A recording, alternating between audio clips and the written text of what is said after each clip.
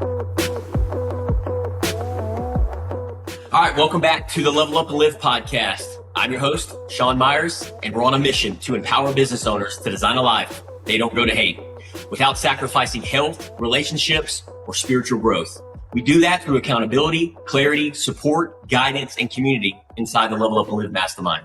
Today's guest is a powerhouse local entrepreneur. The one and only Caleb Moore is a devoted father, husband, and the proud owner of Stop Equipment, a trusted power equipment shop in Conroe, Texas. He's built a reputation on fair pricing, quality service, and community trust. He and his wife also run hometown Christmas lights, spreading joy one light display at a time. Caleb, welcome to the show, brother. Hey, I'm happy to be here, man. Caleb, take us back before Stop Equipment, before Christmas lights. What was life like for you, and what led you into entrepreneurship? So, entrepreneurship started pretty early in my life. I dropped out of college. I moved off to Oklahoma, a little town called Elk City, Oklahoma, and started a little lawn care crew there with my buddy. I was working for a local church there, just wasn't making ends meet. So I started mowing lawns, man. I fell in love with it. And so it's really kind of my first time that I ever saw that I could possibly work for myself. I didn't have to work for someone else. And so I, long story short, I left Oklahoma after 4 years and came back to Texas where my family's from. And I started working for a local church there in Weatherford, Texas, and started mowing on the side again because I knew it would work. And man, it grew. I started getting lawn after lawn after lawn, and really got a taste of what it feels like to not live paycheck to paycheck.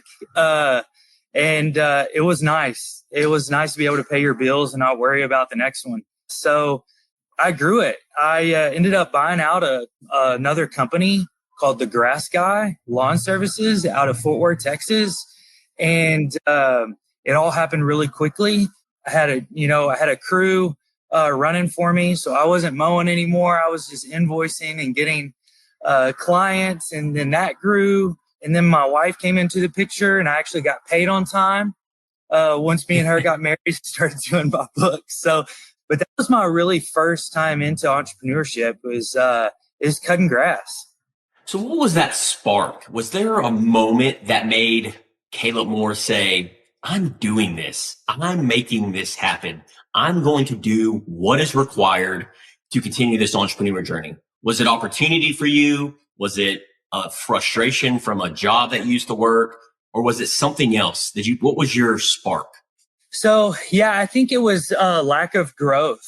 I had worked in many different things. I was a waiter at Applebee's. I managed a hardware store and thought I had made it, I worked for a company called Ready Built. I was welding metal buildings. And I'll tell you what, I went to work every day with no purpose. So it was like, I am here just to clock in. And when it's time to clock out, I'm very happy. But all throughout the day, I was kind of miserable. And so being able to set my own hours of working, which most people say, I quit an 8-hour job a day to go work 15, 16 hours a day, but it was mine.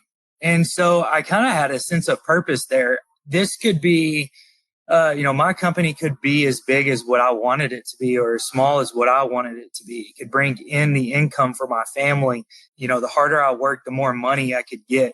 And essentially working for someone else, it just doesn't happen like that, at least quickly, right? So that's really kind of what motivated me was I wanted to be able to provide.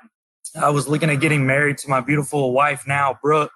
And man, I was like, how in the world am I going to pay for her for me to marry her? I'm like, how am I going to buy a ring? I'm going to buy this and that. I knew I was going to marry her. So I was like, I just need to work my butt off. And so that was the kind of my motivation, was just kind of to get financially stable on my own. And it worked out. I think that's beautiful. I resonate with your story. So I don't know if you know this or not, but I used to have a lawn care company And that was when I really started my entrepreneur journey. When I was a kid in my teens at my parents' house, I'd always go out, knock on people's doors. We lived over on the east side, over there by the fairgrounds at Montgomery County. And I'd go around. These yards were huge, Caleb. I'm talking 1 acre, 2 acre lots. And I was out there with a push mower charging $50. Yep. But it was in that moment where I started my entrepreneur journey. And then we moved into a community, met my girlfriend, now beautiful wife, Kendra. And we started up a lawn care company officially in our community. And we built up 35 clients, and I was around 22, 23 years of age. Fast forward, going through my entrepreneur journey, really learning about leadership, marketing, sales, profits, overhead expenses, everything that comes with it. And then I started a insurance company. So my point here is the early days of business, entrepreneurship, and everything that comes with that is not for the faint of heart. It's tough. There's challenges. There's sleepless nights. There's anxieties. There's neglect. You name it. I'm sure you've probably experienced it. I'm curious with you, and I know our listeners and audience, because people listening to this are in different areas of life, different seasons of life in their business. So we all go through these different things in our seasons of life, and some are better at it than others. But I'm curious with you, what were the early days like for Stop Equipment in your business right now? And what kind of challenges did you face? So, I'm very grateful. I don't have the same story as a lot of people that just randomly start a company, right? So my company has been around for 21 years. It was around, 15, 16 years previous before I even got here. My father-in-law started this company, and it was called Benson Specialty Trailer and Outdoor Power Equipment off of 45 in Conroe. Where the Crash Champions is. That's where he kind of started selling trailers. And then it grew over time, and it grew more than he ever intended it to. And he loved it. It was his hobby at first and turned into a business. And so when I left Fort Worth and sold the Grass Guy Lawn Services, I came full intention that I was just going to mow. And it kind of didn't happen that way. He's like, hey, man, I've got this store. It needs somebody. Take it. Take it and run with it. And whatever that looks like to you, Caleb. And I'm like, man, I don't think I want to do it. And I put it off, I put it off. So when I actually decided that me and my wife wanted Stop Equipment, we kind of dove in, and it was slow. It was slow learning the ropes of new employees. You're in the service side of things. So we're maintaining equipment, and then sales. I think the sales part comes a little easy. It's the service part that's a little hard for an equipment shop. But man, there's struggles. There's still struggles. And I feel like we're a pretty well-oiled machine up here. Even when you think you have it good, it still stresses on you. I would say that being an entrepreneur and owning your own business isn't always the cookie cutter, face that we put on in public. It's stressful because when it doesn't work out, that directly affects you and your family. And it affects people that are working for you, and their families. And so really in the back of my mind, when I go home or I'm praying in the mornings before I come to work, I'm praying that God would help me to continue to provide not only for my family, but for families that are working here. And so we're also providing a service for this community. The people down the road, they count on us that their machine is running so that they can mow their yard. And so for us, it's more than just an internal thing. It's an outward thing. I want to be able to affect our community and bring joy to our community in any possible way, good service. When they come in, we have good attitudes. We have smiles on our face, and so, but I would say, yeah, it's stressful owning your own business and, especially starting out. It's not for everyone. But tell you what, if you have persistence and consistency, you can overcome all those struggles and you can live a life that you've always wanted. And just for the listeners and audience, I know I kind of jumped ahead there to Stop Equipment. Do you want to take us through that journey and what that looked like in your decision-making process because you purchased the grass guy and so you're growing and you were making things happen, and then you moved to this area, Montgomery County, and then ended up teaming up with, you said, your father-in-law? Yeah. So my father-in-law started this about 21 years ago. Right. And so what was that transition? What did that decision process look like? Do you still have that other company? So no, I sold the Grass Guy Lawn Services. Funny story. I was talking with my father-in-law about moving here, because me and my wife were married. We had kids. So I was actually talking with my pastor one morning. He called me. We're praying, and he's just telling us, hey, we love y'all. I hadn't even told him we were leaving yet. And that was the phone call, the phone call. I was telling him, hey, we're leaving, we're moving, and I'm selling my business. And he's like, and he's there, everyone's in tears, right? Because we built our family there and stuff. So he saw me grow my business there. So, there was some tears shed, on that phone call.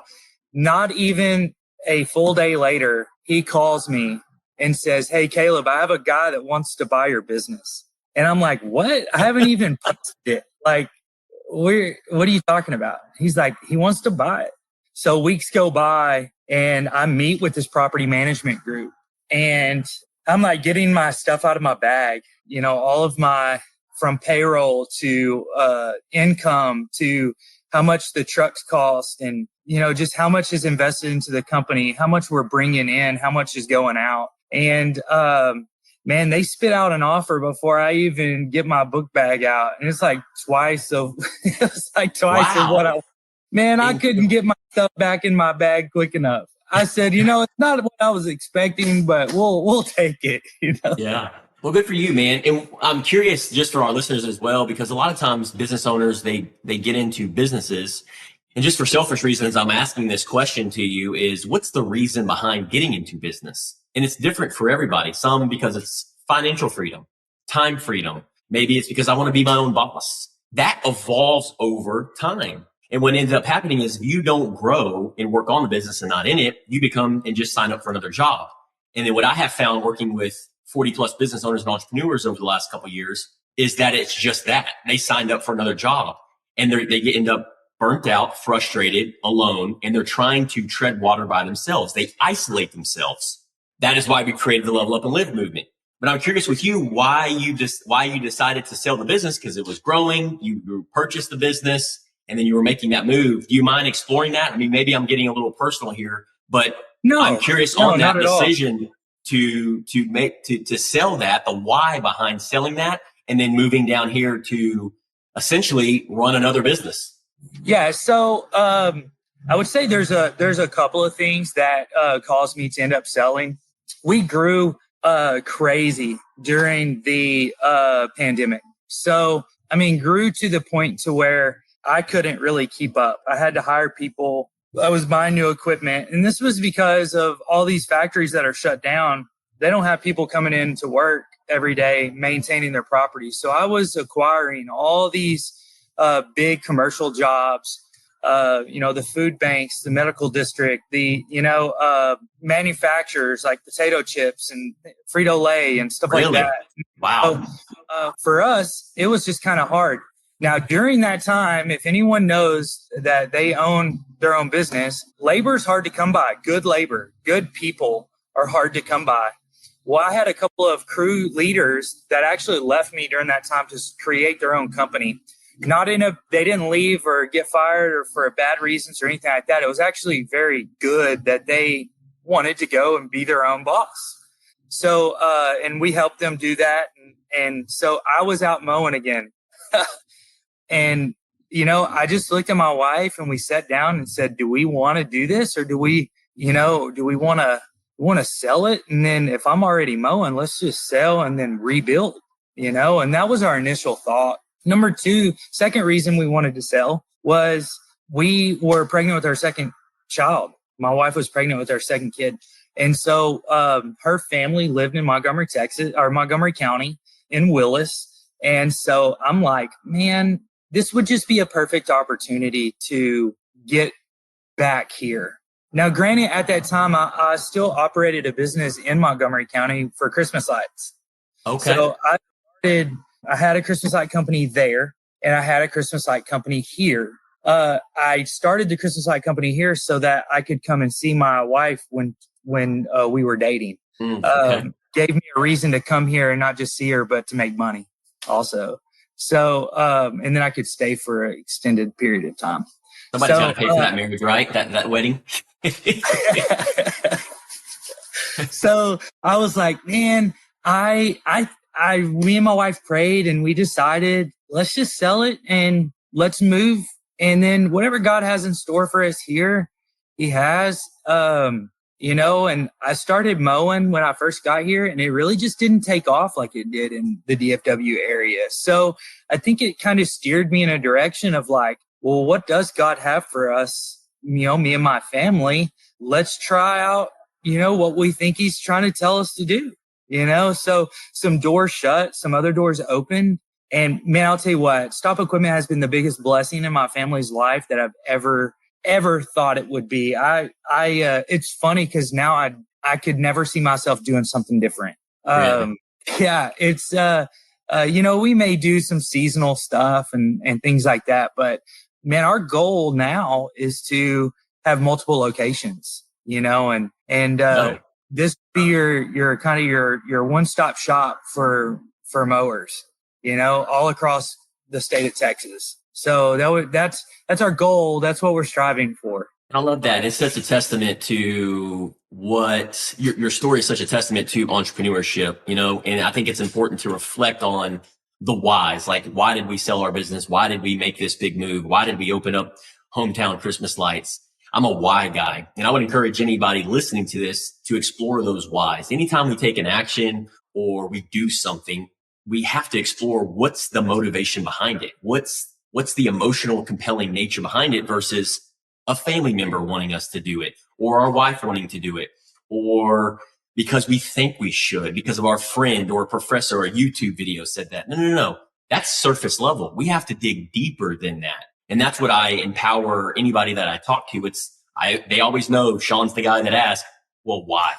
Why do you want to do that? And it just allows you to dive deeper because this, when the going gets tough, the tough keep going.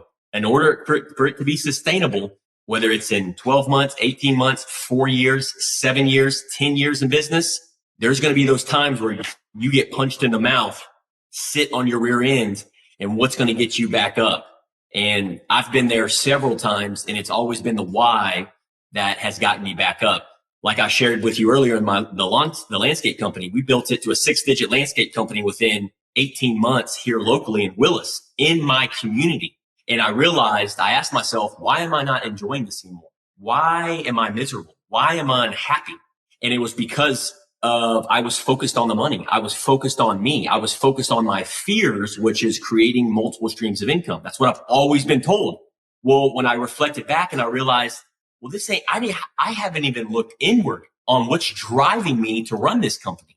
And it was in that moment I went out and walked in one of the trails here in my current community and I prayed to the Lord. This is when I started my spiritual journey. And it was in that moment where he spoke to me and I teared up in my eye. I'm a very strong personality. I don't tear up a lot. I teared up in my eye and I heard the voice and it said, hey, you need to sell this company. And so it was between that or partnering up with the individual like you that was really good in operations. So I declined partnering up with him and ended up selling it to him and moved on. And then that's when Level Up and Live was born. So I don't think Level Up and Live is here if I still continue that lawn care company for the wrong reasons.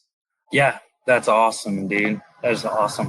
So I'm curious with you, man, we've all experienced these big growth moments in entrepreneurship and business ownership. What has been the biggest growth moment for you in business so far? In business so far, growth would be, with Stop Equipment, growth would be, taking on new product.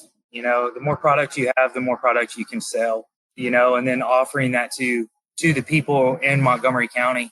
So we're actually in a growth spurt right now. So growing pains is what we call them, right? So yeah.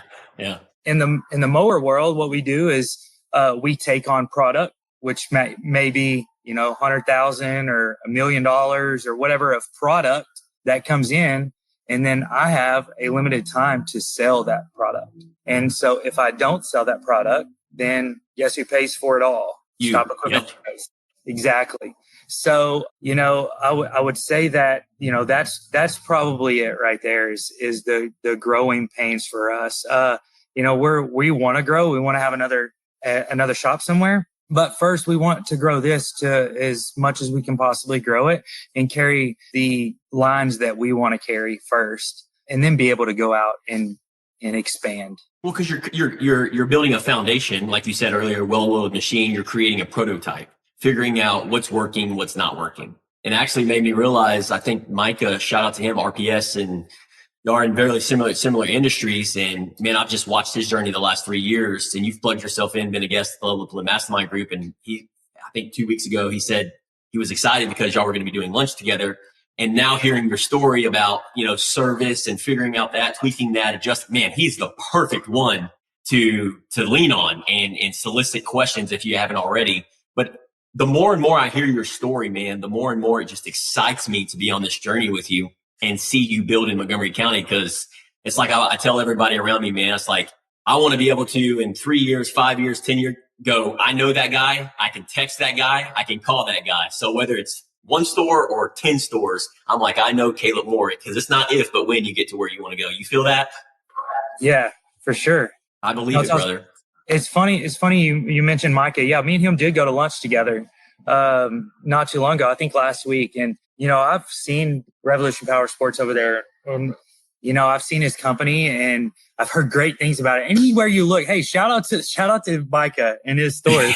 Yeah, he's everywhere. By the way. And your urinals, your toilets, your What awesome people. So no, me and him sat down, man, and we were bouncing stuff off each other. And that's what's so awesome about Level Up and Live is that, like, we're in similar industries. So who would have ever thought that I would just be randomly walk into this place because the guy who does my marketing invited me and said, hey, come in. And man, I met Micah. Man, what an awesome dude. Like, apart from his business and everything, he's just an awesome guy also. But yeah, man, we were bouncing stuff off of each other. I left that meeting thinking, man, I could do so much better in certain areas. Like, and I don't know what he left thinking. Hopefully it wasn't bad. Hopefully it wasn't like, man, I don't want to be anything like that. But no, it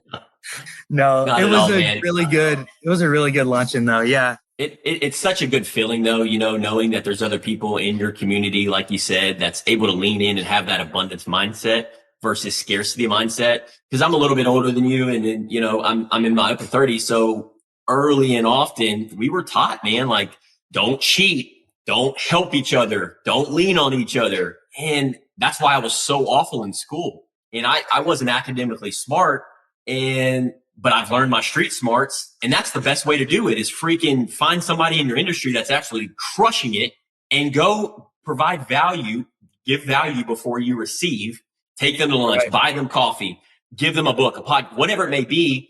And then it's only a matter of time before that person is like, dude, this guy's leaning in. He's showing up to the mastermind group. He's leaning in and helping me, sending me leads, whatever it may be. So when you have a call to action and say, hey man, I got a question. Do you think he's not going to pick up that phone and spend however long it takes to get you to help you to get you to where you want to go? It's not if, but when. And to me, that is what it's all about, is helping business owners and emerging leaders to design a life they don't go to hate without sacrificing these other areas of life so they don't isolate themselves. It would have been easy for you to go, you know what? This guy's crushing it. I'm going to crush it. And then ego, pride doesn't get anybody anywhere. And I'm just speaking to my older version of myself. Clearly, and I'm going to go back and listen to this podcast episode and go, who am I avoiding right now that I need to be reaching out to? You know what I mean? For sure. I've learned very early in business that mentorship is so key. Even from my first business that I had started, it was called Moore Lawn Services. Well, actually, that was the second one. The first one was called Wilmo Lawn Services. I don't know why we named it that. Yeah, it's an interesting name. Yeah. And then, that one, our first business kind of failed, so like I didn't just start and business took off and was awesome and hunky dory. It sucked at first. And so we failed. Why do you think it failed? Well, I think that there's a learning curve. And I think honestly, I think I was successful because I failed. I got to see how not to do it. I got to see that the effort that I put into it, 100% translates to like closing jobs and talking to people. I wasn't doing that. I was like throwing a bag of pebbles with a card in it, up there. I wasn't knocking on people's doors. I wasn't, talking to the people walking in the neighborhood. I wasn't out there. I had I was wearing just whatever clothes, I didn't look professional. And, and and it fell because of that, right? Yeah. I was late on mowing because I wanted to go pick up basketball or something, and I was young at this time. So, the second one was more lawn services. And that's where it really started to change. And then I, of course, we bought out the grass guy. But I was talking about mentorship. The guy I bought the grass guy from never left my side. He went to my church with me at that time. I was leaning on him to start to grow my Christmas lights and my lawn mowing services, and he was telling me how to do things. He would throw jobs at me because he couldn't do them, and then he wanted a way out.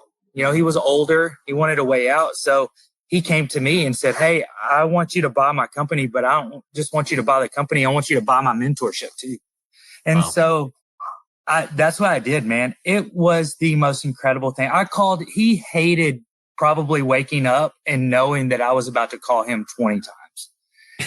But I needed to know, what do I do, and how do I do it? And why am I failing at this part, but I'm doing really good? Why are my employees mad, at me, and things like that. So he helped me through that. Mentorship is it's such a key to success. Find someone that knows more than you and that can pour into you, and don't act like you know it all. Because I'll tell you what, I don't know a lot of it, so. That's such good advice, man. It's actually brilliant. And I know people are listening to this. They've probably already chimed off. They've probably already turned off the podcast. Because anytime you hear coaching, mastermind group, podcast, it's like woo woo. And until you actually experience it like you have and embody it, just like I have as well, then you don't know. And that's okay, because we talk about that all the time on the podcast. And I'm a big believer in you listening to this, anybody listening to this, you have to go through that pain cave. And it's not if, but when. Like you said, you had 20 questions for your mentor. Think about if you didn't have a mentor, or if he wasn't there for you to lean on. Who do you ask? Do you ask your spouse? Do you ask your kids? Do you ask your pastor?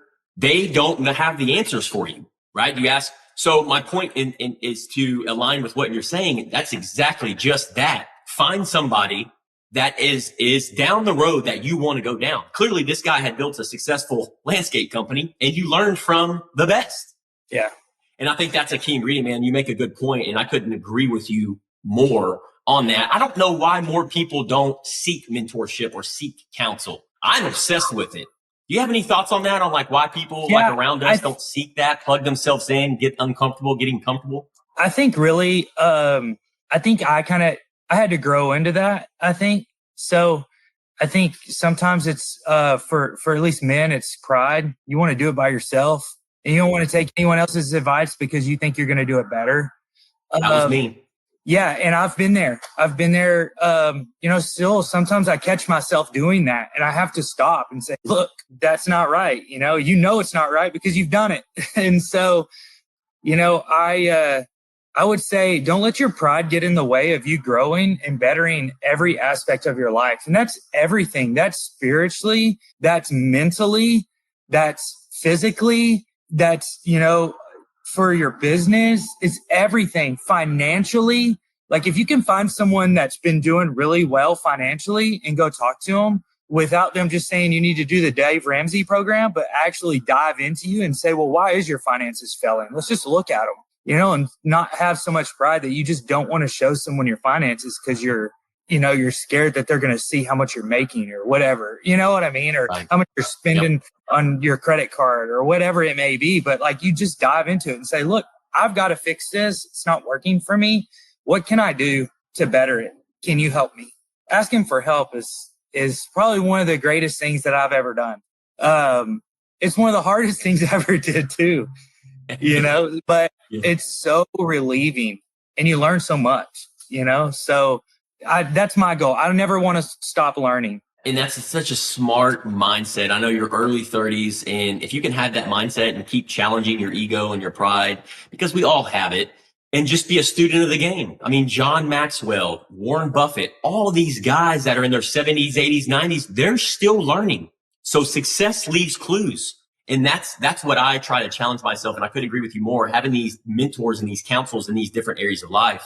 And I think that's just powerful. It just speeds up that success. So sure, you can fail. You can make mistakes. You can go through trial and error and do it all on yourself. And you can go fast, but you can go a lot further and a lot faster with people, learning from people in a community, challenging you, empowering you, and learning from somebody that's already been, that can cut that learning curve and those mistakes in half. That's what I'm hearing you say, correct? Yeah. Yep. For sure. Well, what would be the number one leadership lesson that you would like to pass on to a business owner, an emerging leader that's listening to this, who are trying to juggle family, business, and purpose? What would be that one leadership lesson? Well, probably something that I'm learning right now would be, Okay. You want to pour every ounce, every second of you into your business. That's how majority of people are always going to be built, because the more you can do, the better your company's going to be, is what most people think. For me is, do not neglect the people that you're working so hard for.